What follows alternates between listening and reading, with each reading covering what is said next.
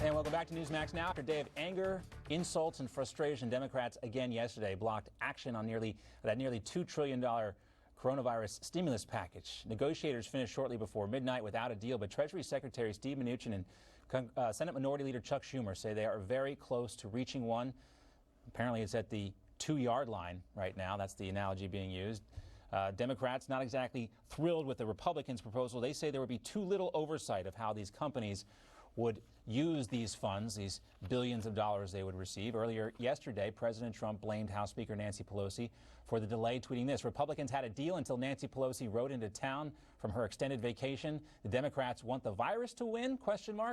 They are asking for things that have nothing to do with our great workers or companies. They want open borders and Green New Deal. Republicans should not agree. He later tweeted, quote, will never be approved by me. Let's take a look at Pelosi's proposal. We talked about it a little earlier. Here are some other things that were in it.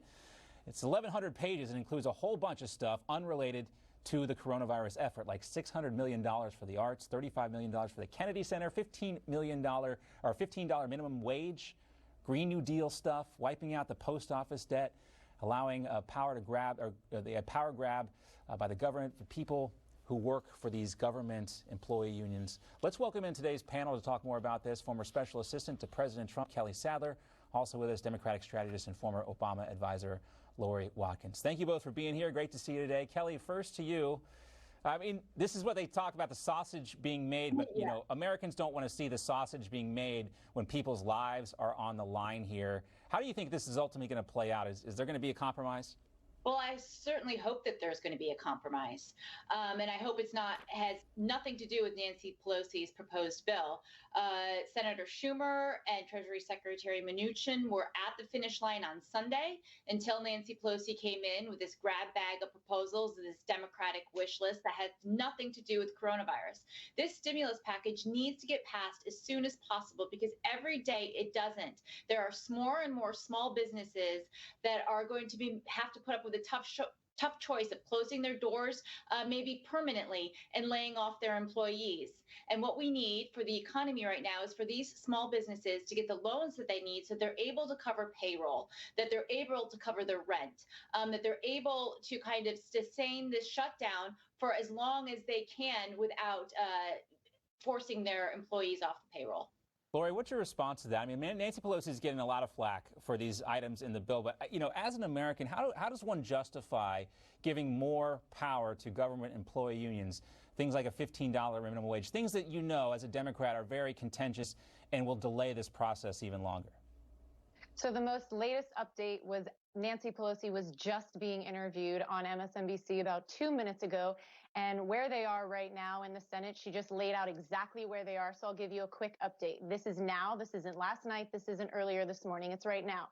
So relief for the healthcare workers, that's number one. As far as funding for the hospitals, getting them equipment. Money for small businesses is in there. And I'm saying this as this is the speaker saying that she agrees with where right, the Senate she's saying right this now. stuff, but Money is the other stuff in there too? Hold on. Money for state and local governments, money for families that meet the unemployment insurance now up to 4 months. Before in the Senate and the Republicans version, it did not have that at all. So it did add 3 months. Yeah, these are the things, Laurie, that are not in question. These are the things that we agree on. But is the other stuff?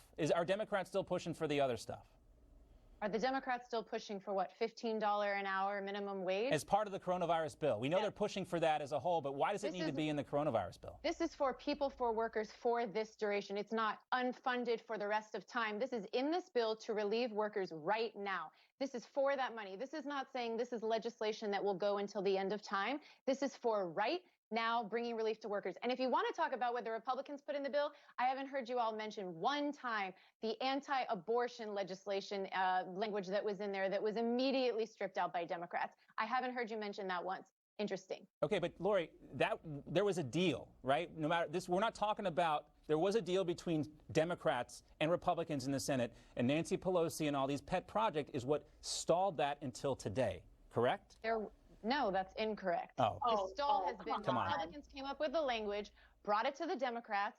It That was is not not in true. agreement because it had bad language that only protected corporations and not families and those workers who are in financial ruins right now because of the uncertainty of what's going on and what's happening in this I don't want country. this to devolve into one of those arguments we're all calling each other liars here, but Laurie, even the Washington Post and the New York Times were reporting yesterday, until they probably got their talking points from higher up, that it was Nancy Pelosi who torpedoed the deal that had been reached by Senate and by Democrats and Republicans in the Senate.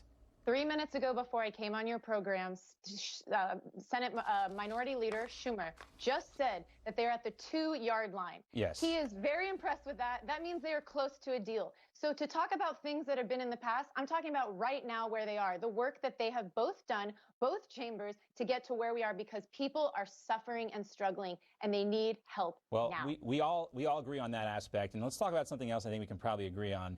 And that's what's become of Mayor Michael Bloomberg.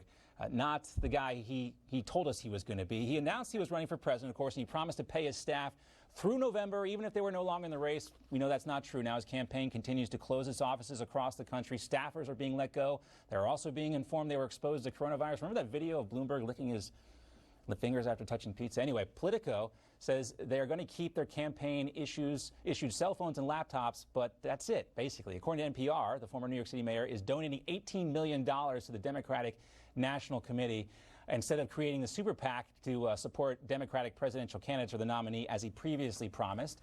His enormous donation is thanks to what Sean Spicer on NewsMax last night called a giant campaign contribution loophole. Here is Spicer. That is a massive, massive loophole in campaign finance. The normal limit is $5,600 for a federal candidate, and through a variety of other ways, you can give about $300 plus to a national committee through their legal fund and their building fund, et cetera. But that's it. By Bloomberg using his own money and putting it in a campaign and then transferring it over, this isn't donor excess money left over. This is his personal money. He just drove a truck through campaign finance. What do you think about this, Laurie? I mean, there could be billionaires signing up to run fake presidential campaigns and just using their campaign accounts, donate money to themselves, and then transfer that into another campaign or a super PAC. Does this need to be addressed? And this is why the Democratic Party and most of Americans are against Citizens United, because there is such unfair practices and money in campaign politics. Oh, you brought it up. The independent expenditure, when this announcement first came out that he was going to put it Laurie, into the problem is not Citizens United. The problem is the McCain-Feingold campaign reform law, which created the loophole. Citizens United is just obeying the law that the McCain-Feingold campaign reform law introduced. That's the problem. Look, I am not supporting Mike Bloomberg, so let's rewind this back. I do not support what Mike Bloomberg did to staff. As a manager of campaign staff and who has worked on multiple presidential races, what he did was absolutely wrong. For anyone to be misled that they are going to be paid until a certain period in time and then to not be, and to take them off the street is just inexcusable. But I will say, I've got a ton of races, state house races here in the state of Florida, that I would be willing, my candidate, to be willing to talk to them to hire them right now. Okay, good plug. I got to give Kelly the last 20 seconds here to respond. Well, this is essentially money laundering. It goes against the spirit of the law, that's for sure. It's a massive loophole that needs to be addressed. Sean Spicer was right. This is $18 million is Michael Bloomberg's money. So he set up a campaign and now he's donating it to the DNC. And I expect you'll see some FEC complaints being filed protesting. And it becomes more clear, I think, to a lot of people that this was just a vanity play by Mike Bloomberg. He saw an opportunity, tried to exploit it, and it blew up in his face, and it cost him about $1 billion in the end. Kelly Sadler, Laurie Watkins, thank you both. Great to see you. Thank you. Thanks, John. We'll be right back after